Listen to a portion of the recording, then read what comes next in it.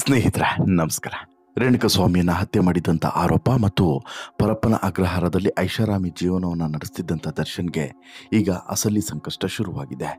ಬೇರೆಯದೇ ರೀತಿಯಾದಂಥ ಬದುಕನ್ನು ಅನಿವಾರ್ಯವಾಗಿ ಕಳಿಬೇಕಾದಂಥ ಸ್ಥಿತಿ ನಿರ್ಮಾಣವಾಗಿದೆ. ಇಡೀ ದೇಶದ ಕಠಿಣ ಜೈಲು ಅಂತೇಳಿ ಕರೆಸಿಕೊಂಡಂತಹ ಬಳ್ಳಾರಿ ಜೈಲಿನಲ್ಲಿ ದರ್ಶನ್ ಒಂಟಿಯಾಗಿ ಕಾಲ ಕಳೆಯುವಂಥ ಪರಿಸ್ಥಿತಿ ನಿರ್ಮಾಣ ಆಗಿದೆ. ಯಾರೂ ಕೂಡ ಪರಿಚಯ ಇಲ್ಲದಂಥ ಜೈಲಿನಲ್ಲಿ ಇವತ್ತು ದರ್ಶನ್ ಪರಿಸ್ಥಿತಿ ಅಯೋಮಯವಾಗಿದೆ. ಒಂದು ದಿನವನ್ನು ಇದೇ ಜೈಲಿನಲ್ಲಿ ದರ್ಶನ್ ಈಗಾಗಲೇ ಕಳೆದಾಗಿದೆ. ರೇಣುಕಸ್ವಾಮಿಯನ್ನು ಯಾಕಾದರೂ ನಾನು ಈ ರೀತಿಯಾಗಿ ಹತ್ಯೆ ಮಾಡಿದ್ನೋ, ಈ ಪ್ರಕರಣದಲ್ಲಿ ಯಾಕಾದರೂ ನಾನು ಭಾಗಿಯಾದ್ನೋ, ಇನ್ಯಾವತ್ತೂ ಕೂಡ ಜೀವನದಲ್ಲಿ ಇಂಥ ಸ್ನೇಹಿತರ ಸಂಘವನ್ನು ಮಾಡಬಾರ್ದು ಅನ್ನುವಂತಹ ಪಶ್ಚಾತ್ತಾಪವನ್ನು ಪಡುವಂಥ ಸಂದರ್ಭ ಇದು ಅನ್ನೋದರಲ್ಲಿ ಅನುಮಾನನೇ ಇಲ್ಲ. ಜೊತೆಗೆ ಈ ಸಂದರ್ಭದಲ್ಲಿ ಬಳ್ಳಾರಿ ಜೈಲಿಗೆ ಬಂದಂಥ ಸಂದರ್ಭದಲ್ಲಿ ದರ್ಶನ್ ಸಾಕಷ್ಟು ವಿವಾದಕ್ಕೂ ಕೂಡ ಕಾರಣರಾಗಿದ್ದಾರೆ. ಜೊತೆಗೆ ಒಂದಷ್ಟು ಸಂದೇಶಗಳನ್ನು ಕೂಡ ಫ್ಯಾನ್ಸಿಗೆ ರವಾನೆ ಮಾಡಿದ್ದಾರೆ. Puma T shirt, jeans pant, cooling glass, ಜೊತೆಗೆ ಕೈಯಲ್ಲಿದ್ದಂತಹ ಖಡ್ಗ, ಜೊತೆಗೆ ಕೈಗೆ ಕಟ್ಟಿದ್ದಂತಹ ದಾರ, ಹೀಗೆ ಒಂದಲ್ಲ ಎರಡಲ್ಲ ದರ್ಶನ್ ಬಂದಂಥ ರೀತಿ ಮತ್ತು ಈಗ ಇರುವಂಥ ರೀತಿಗೆ ಅಜಗಜಾಂತರ ವ್ಯತ್ಯಾಸ ಇದೆ.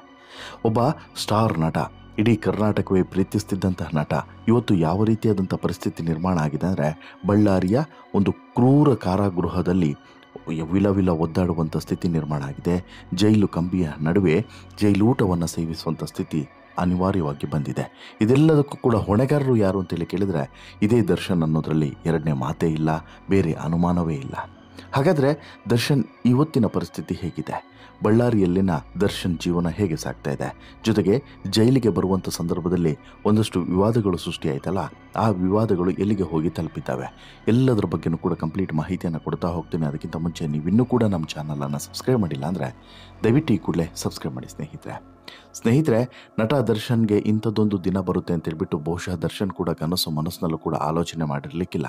ಯಾಕಂತೇಳಿದರೆ ಇವತ್ತಿಗೆ ದರ್ಶನ್ನು ಭಯಾನಕ ಬಳ್ಳಾರಿ ಜೈಲನ್ನು ಸೇರಿಯಾಗಿದೆ. 7 ಸುತ್ತಿನ ಕೋಟೆಯ ಮಧ್ಯೆ ದರ್ಶನ್ ಇರಿಸಿರುವಂಥ ಸೆಲ್ ಇರೋದರಿಂದ ದರ್ಶನ್ ಸಣ್ಣದಾಗಿಯೂ ಕೂಡ ಮಿಸುಡಾಗೋದಕ್ಕೆ ಸಾಧ್ಯವೇ ಇಲ್ಲ. ಜೈಲರು ಪ್ರತಿಯೊಂದು ಅಂಶವನ್ನು ಕೂಡ ಅಬ್ಸರ್ವ್ ಮಾಡ್ತಾ ಇರ್ತಾರೆ. 24 ಗಂಟೆ ಕೂಡ CCTV ಕಣ್ಗಾಲಿನಲ್ಲಿ, ಜೊತೆಗೆ ಪೊಲೀಸರ ಭದ್ರತೆಯಲ್ಲಿ ದರ್ಶನ್ ಇರ್ತಾನೆ ಅನ್ನೋದನ್ನು ಗಮನಿಸಬೇಕು. ಜೊತೆಗೆ ಒಂದೊಂದು ಗೇಟ್ ದಾಟೋಕ್ಕೂ ಕೂಡ ಯಾರಿಂದನೂ ಕೂಡ ಸಾಧ್ಯವಿಲ್ಲ. ಯಾರೂ ಕೂಡ ಅಷ್ಟು ಈಸಿಯಾಗಿ ದರ್ಶನನ್ನು ಮೀಟ್ ಮಾಡೋದಕ್ಕೂ ಕೂಡ ಸಾಧ್ಯವಿಲ್ಲ. ಜೊತೆಗೆ ಜೈಲಲ್ಲಿ ಕೊಡುವಂತಹ ಗ್ರಾಮ್ ಲೆಕ್ಕದ ಊಟವನ್ನೇ ಸೇವಿಸಬೇಕು. ಬೆಳಗ್ಗೆ 300-350 ಗ್ರಾಮ್ ಉಪ್ಪಿಟ್ಟು, ಕೇಸರಿಬಾತೋ, ಮತ್ತೊಂದೇನೋ ಕೊಡ್ತಾರೆ, ಅದನ್ನು ತಿನ್ನಬೇಕು. ಮಧ್ಯಾಹ್ನ ಅನ್ನ ಸಾರು, ಒಂದು ಮುದ್ದೆನೋ ರೋಟಿನೋ ಕೊಡ್ತಾರೆ, ತಿನ್ನಬೇಕು. ಅಷ್ಟೇ. ರಾತ್ರಿನೂ ಅಷ್ಟೇ. 300-350-400 ಗ್ರಾಮ್ ಒಳಗಿನ ಊಟ, ಗ್ರಾಮ್ ಲೆಕ್ಕದಲ್ಲಿ ಕೊಡುವಂಥ ಊಟವನ್ನು ತಿನ್ನಬೇಕು. ಬೇಕು ಅಂದರೆ ತಿನ್ನಬೇಕು, ಬೇಡ ಅಂದರೆ ಬಿಡಬೇಕು. ಒತ್ತಾಯ ಇಲ್ಲ. ತಿಂದೇ ಇದ್ದರೆ ಯಾರೂ ಕೇಳೋರಿಲ್ಲ, ಹೇಳೋರಿಲ್ಲ. ಜೊತೆಗೆ ಒಬ್ಬನೇ ಇರಬೇಕು. ಬೆಳಗ್ಗೆಯಿಂದ ಸಂಜೆವರೆಗೂ ಕೂಡ ಒಬ್ಬನೇ ಇರಬೇಕು. ಯಾರ ಜೊತೆನೂ ಕೂಡ ಮಾತನಾಡೋಕ್ಕಿಲ್ಲ, ಯಾರ ಜೊತೆನೂ ಕೂಡ ಸೇರೋಕ್ಕಿಲ್ಲ. ಮಾತನಾಡಿದ್ರೆ ಅಲ್ಲೇ ಓಡಾಡುವಂಥ ಪೊಲೀಸರ ಜೊತೆಗೆ 1-2 ನಿಮಿಷ ಮಾತಾಡ್ಬೋದೇ ಹೊರತು ಅದಕ್ಕಿಂತ ಹೆಚ್ಚಿನ ಸಮಯ ಅಲ್ಲೂ ಕೂಡ ಏನೂ ಕೂಡ ಮಾಡೋಕ್ಕೆ ಸಾಧ್ಯವಿಲ್ಲ. ಇದೊಂದು ರೀತಿಯಲ್ಲಿ ನಿಜವಾದಂಥ ಜೈಲು ಮತ್ತು ಜೈಲಿನ ಒಳಗಡೆ ಹೇಗಿರಬೇಕು ಅನ್ನುವಂತಹ ಜೀವನವನ್ನು ಕಲಿಸಿಕೊಡುವಂಥ ಪಾಠಶಾಲೆ ಅಂತಲೇ ಹೇಳ್ಬೋದು. ಜೊತೆಗೆ ಪರಪ್ಪನ ಅಗ್ರಹಾರಕ್ಕೂ ಈ ಬಳ್ಳಾರಿ ಜೈಲಿಗೂ ಅಜಗಜಾಂತರ ವ್ಯತ್ಯಾಸವಿದೆ. ಅಲ್ಲಿರುವಂತಹ ಸವಲತ್ತುಗಳು ಯಾವುದೂ ಕೂಡ ಇಲ್ಲಿ ಸಿಗೋದಿಲ್ಲ. ಜೊತೆಗೆ ಟೆರರಿಸ್ಟ್ಗಳಿಗೆ ಕಟ್ಟಿದಂಥ ಕೋಣೆಯ ಒಳಗೆ ದರ್ಶನನ್ನು ಬಿಟ್ಟಿರೋದ್ರಿಂದ ಎಂತಹ ಕೋಣೆಯಲ್ಲಿ ದರ್ಶನ್ ಇದ್ದಾನೆ ಅನ್ನೋದನ್ನು ನೀವೇನಾದರೂ ನೋಡಿದ್ರೆ ಬಹುಶಃ ಒಂದು ಕ್ಷಣ ಬೆಚ್ಚಿ ಬೀಳ್ತೀರಾ. ಅವತ್ತು ಚೌಕ ಸಿನಿಮಾದ ಶೂಟಿಂಗಾಗಿ ಬಳ್ಳಾರಿ ಜೈಲಿಗೆ ಹೋಗಿದ್ದಂಥ ದರ್ಶನ್ ಈಗ ಇದೇ ಜೈಲಿಗೆ ವಿಚಾರಣಾಧೀನ ಕೈದಿಯಾಗಿ ಭಯಾನಕ ಬಳ್ಳಾರಿ ಜೈಲಿಗೆ ಬರೋದಕ್ಕೆ ಆರಂಭದಲ್ಲಿ ವಿರೋಧಿಸಿದಂಥ ದರ್ಶನ್ ಕೋರ್ಟ್ ಆದೇಶಕ್ಕೆ ತಲೆಬಾಗ್ತಾನೆ. ಬಳ್ಳಾರಿ ಜೈಲಿನ ಬಯೋಗ್ರಫಿಗೆ ಬೆಚ್ಚಿ ಬಿದ್ದಿದ್ದಂಥ ದರ್ಶನ್ ಈಗ ಮತ್ತೊಂದು ಭಯದ ನಡುವೆಯೂ ಕೂಡ ಜೀವನವನ್ನು ಸಾಗಿಸ್ತಾ ಇದ್ದಾನೆ. ಅದು ದರ್ಶನ್ ಇರಿಸ್ತಿರುವಂಥ ಕೋಣೆಯ ಭಯ. ಹೌದು, ದರ್ಶನ್ಗೆ ಬಳ್ಳಾರಿ ಕೇಂದ್ರ ಕಾರಾಗೃಹದ 15ನೇ ನಂಬರ್ನ ಸೆಲ್ಲನ್ನು ನಿಗದಿಪಡಿಸಲಾಗಿದೆ. ಪರಪ್ಪನ ಅಗ್ರಹಾರ ಜೈಲಿನಲ್ಲಿದ್ದಾಗ ದರ್ಶನ್ಗೆ 6106 ಎಂಬಂತಹ ವಿಚಾರಣಾಧೀನ ಕೈದಿ ನಂಬರನ್ನು ಕೊಡಲಾಗಿತ್ತು. ಆದರೆ ಅದು ಇವಾಗ ಬದಲಾಗಿ 511 ಅಂತೇಳಿ ಆಗಿದೆ. ಬಳ್ಳಾರಿ ಜೈಲಿಗೆ ಎಂಟ್ರಿ ಕೊಡ್ತಾ ಇದ್ದಂತೆ ಹಳೆಯ ಕೈದಿ ನಂಬರನ್ನು ಬದಲಾಯಿಸಲಾಗಿದೆ. ಸದ್ಯ ದರ್ಶನ್ ಈಗ ವಿಚಾರಣಾಧೀನ ಕೈದಿ ನಂಬರ್ 511. ಬಳ್ಳಾರಿ ಜೈಲಿನಲ್ಲಿ ದರ್ಶನ್ ವಿಚಾರಣಾಧೀನ ಕೈದಿಯಾಗಿ ಇರುವ ತನಕ ಇದೇ ನಂಬರ್ ಇರಲಿದೆ. ಕೈದಿ ನಂಬರ್ಗಿಂತಲೂ ಹೆಚ್ಚು ದರ್ಶನನ್ನು ಬೆಚ್ಚಿ ಬೀಳಿಸ್ತಿರುವುದು ಸೆಲ್ ನಂಬರ್ 15ರ ಕೋಣೆ.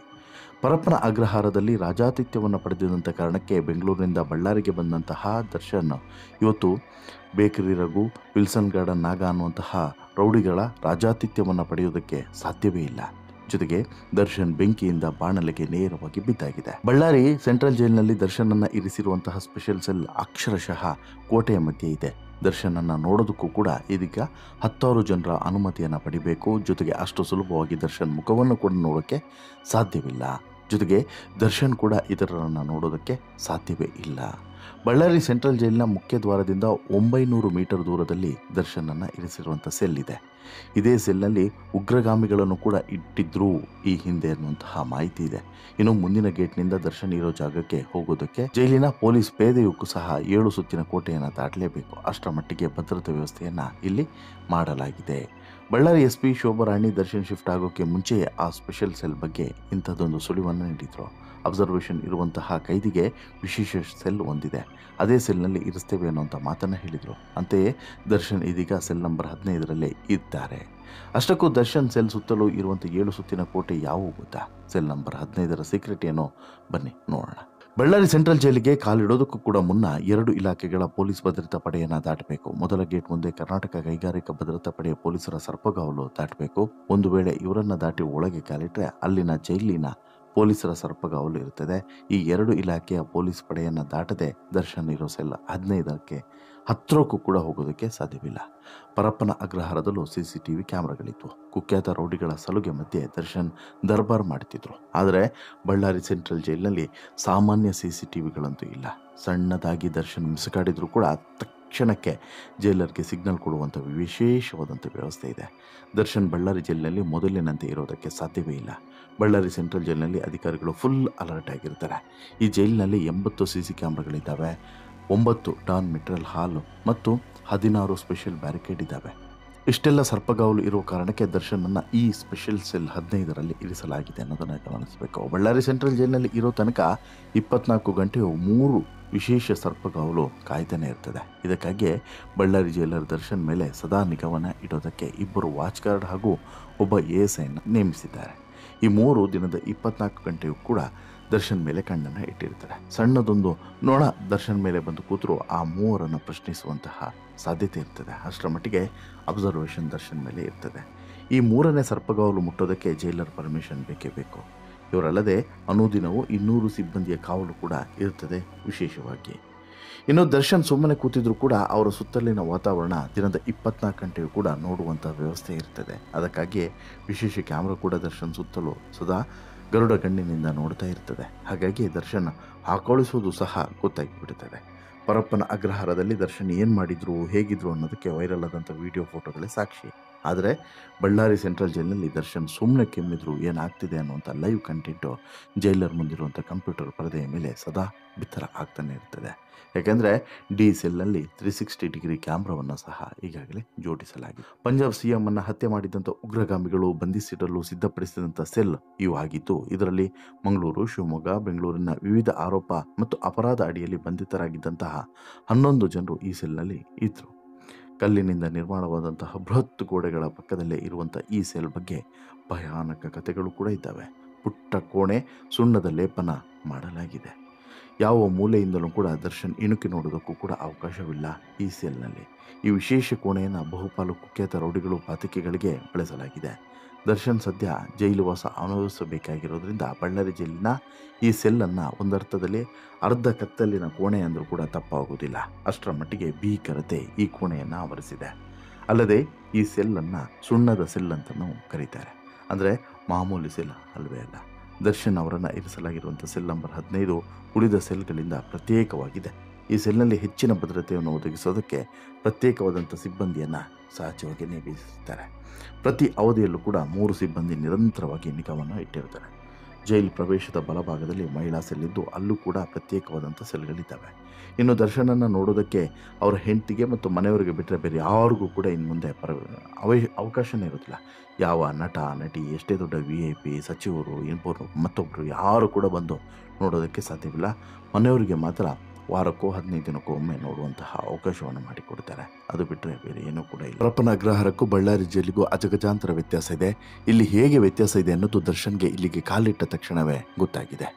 ಹಾಕಿದ್ದಂತಹ ಬಟ್ಟೆ, ಧರಿಸಿದಂಥ ಕನ್ನಡಕ, ತೊಟ್ಟಿದ್ದಂತಹ ಖಡ್ಗ, ಕಟ್ಟಿದ್ದಂತಹ ದಾರ ಎಲ್ಲವನ್ನು ಕೂಡ ಪೊಲೀಸರು ಆತ ಕಾಲಿಟ್ಟ ತಕ್ಷಣವೇ ಬಿಚ್ಚಿಸಿದ್ದಾರೆ. ಟೀ ಶರ್ಟ್ ಜೊತೆಗೆ ಕೈಯಲ್ಲಿದ್ದಂತಹ ಜಾಕೆಟು ಬೇರೆಯದೇ ರೀತಿಯಾದಂತಹ ರಹಸ್ಯವನ್ನು ಬಿಚ್ಚಿಡ್ತಾ ಇದೆ. ಇದ್ಯಾವುದಕ್ಕೂ ಕೂಡ ಇಲ್ಲಿ ದರ್ಶನ್ಗೆ ಅವಕಾಶವನ್ನು ಕೊಡೋದಿಲ್ಲ. ದರ್ಶನ್ ಯಾವ ಐಷಾರಾಮಿ ಬದುಕನ್ನು ಕೂಡ ಬದುಕೋಕೆ ಸಾಧ್ಯವಿಲ್ಲ. ಪವರ್ ಗ್ಲಾಸ್ ಆದರೆ ಕನ್ನಡಕವನ್ನು ಬಿಡ್ತೀವಿ, ನಾರ್ಮಲ್ ಗ್ಲಾಸ್ ಆದರೆ ಕಿತ್ತು ಬಿಸಾಕ್ತೀವಿ ಅಂತಲೂ ಕೂಡ ಹೇಳಿದ್ದಾರೆ. ಟೀ ಶರ್ಟ್ ಕೂಡ ಹಾಗೆ ಬ್ರಾಂಡೆಡ್ ಟೀ ಶರ್ಟು ಅದು ಇದು ಎಲ್ಲ ಹಾಕಿ ಪೋಸ್ ಕೊಡೋ ಹಾಗಿಲ್ಲ. ಅದರ ಜೊತೆಗೆ ಜೀನ್ಸ್ ಕೂಡ ಹಾಗೆ ಕಾಸ್ಟ್ಲಿ ಜೀನ್ಸ್ಗಳನ್ನು ಹಾಕೋ ಹಾಗಿಲ್ಲ. ಸಿಂಪಲ್ ಆಗಿರಬೇಕು ಅನ್ನೋದು ಇಲ್ಲಿನ ವಾದ. ಇನ್ನು ಪರಪ್ಪನ ಅಗ್ರಹಾರದಲ್ಲಿ ಇದ್ದ ರೀತಿಯಲ್ಲಿ ಇಲ್ಲಿ ಯಾವ ಕ್ಷಣದಲ್ಲೂ ಕೂಡ ಇರೋದಕ್ಕೆ ಸಾಧ್ಯವಿಲ್ಲ. ಇನ್ನು ದರ್ಶನ್ ಹಾಕಿದಂಥ ಈ ಟೀ ಶರ್ಟ್ ಇದೆಯಲ್ಲ, ಟೀ ಶರ್ಟ್ ಮೇಲಿನ ಸಂದೇಶ ಇದೀಗ ಭಾರಿ ಚರ್ಚೆಗೆ ಗ್ರಾಸವಾಗಿದೆ. ದರ್ಶನ್ ಧರಿಸಿದಂಥ ಟೀ ಶರ್ಟ್ ಮೇಲೆ ಜಸ್ಟಿಸ್, ಡಿಗ್ನಿಟಿ, ಈಕ್ವಾಲಿಟಿ, ಪೀಸ್ ಎನ್ನುವಂತಹ 4 ಪದಗಳಿದ್ವು. ಜಸ್ಟಿಸ್ ಅಂದರೆ ನ್ಯಾಯ, ಡಿಗ್ನಿಟಿ ಅಂದರೆ ಘನತೆ, ಈಕ್ವಾಲಿಟಿ ಅಂದರೆ ಸಮಾನತೆ, ಪೀಸ್ ಅಂದರೆ ಶಾಂತಿ. ಇದ್ಯಾವ ಪದವು ಕೂಡ ದರ್ಶನ್ಗೆ ಅಪ್ಲಿಕೇಬಲ್ ಆಗೋದಿಲ್ಲ ಅನ್ನೋದು ವಾಸ್ತವ. ಆದರೂ ಕೂಡ ದರ್ಶನ್ ಧರಿಸಿದಂಥ ಟೀ ಶರ್ಟ್ನ ರಹಸ್ಯ ಏನು ಅನ್ನುವಂಥ ಚರ್ಚೆ ನಡೀತಾ ಇರುವಂಥ ಸಂದರ್ಭದಲ್ಲಿ ಇದು ಫ್ಯಾನ್ಸ್ಗೆ ಕೊಟ್ಟಂಥ ಸಂದೇಶನ ಅನ್ನುವಂಥದ್ದು ಕೂಡ ಕೆಲವರ ಅನುಮಾನ. ಬಟ್ ಅದೇನೇ ಇದ್ರೂ ಕೂಡ ದರ್ಶನ್ ಇನ್ನೂ ಹಲವು ದಿನಗಳ ಕಾಲ ಇದೇ ಬಳ್ಳಾರಿ ಜೈಲಿನಲ್ಲಿ ಒಂಟಿಯಾಗಿ ಕಾಲ ಕಳೆಯುವಂಥ ಸ್ಥಿತಿ ನಿರ್ಮಾಣ ಆಗಿರೋದು ಮಾತ್ರ ಘೋರ ದುರಂತ. ನಿಮಗೇನು ಅನಿಸುತ್ತೆ ಸ್ನೇಹಿತರೆ, ದರ್ಶನ್ಗೆ ಬಂದಂಥ ಈ ಪರಿಸ್ಥಿತಿಯ ಬಗ್ಗೆ ನಿಮ್ಮ ಅಭಿಪ್ರಾಯನ ದಯವಿಟ್ಟು ಕಮೆಂಟ್ ಮಾಡಿ ತಿಳಿಸಿ. ಜೊತೆಗೆ ಈ ಸ್ಟೋರಿ ಇಷ್ಟ ಆಯಿತು ಅಂತ ಹೇಳಿದರೆ ಲೈಕ್ ಮಾಡಿ, ಶೇರ್ ಮಾಡಿ, ಚಾನಲ್ಗೆ ಸಬ್ಸ್ಕ್ರೈಬ್ ಆಗೋದನ್ನು ಮರಿಬೇಡಿ. ಧನ್ಯವಾದ.